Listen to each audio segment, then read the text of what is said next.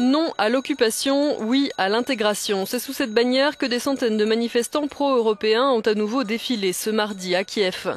Ils refusent de quitter les rues de la capitale ukrainienne tant que l'accord d'association avec l'Union européenne n'est pas signé. Le président Yanukovych a indiqué qu'il se rendrait au sommet de Vilnius et que l'offre de Bruxelles était toujours sur la table, alors que son premier ministre annonçait dans le même temps que l'Ukraine allait reprendre les négociations avec la Russie dès le début du mois de décembre. L'Ukraine, c'est l'Europe, estime cette femme. Nous nous considérons européens, notre culture est plus proche de l'Europe.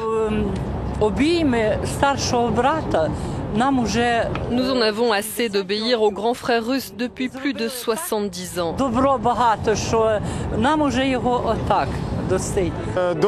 On restera ici jusqu'à la signature de l'accord avec l'Union européenne.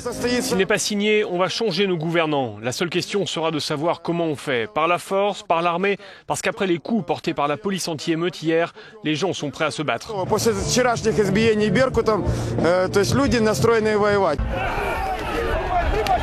20 000 personnes s'étaient rassemblées hier soir dans le centre de Kiev. Des affrontements ont opposé certains manifestants à la police. Ce matin, les deux camps s'accusaient réciproquement d'être à l'origine des échauffourées.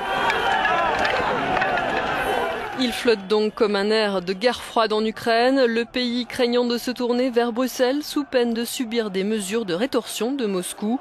Le Kremlin a d'ailleurs nié ce mardi avoir exercé des pressions pour que Kiev fasse marche arrière.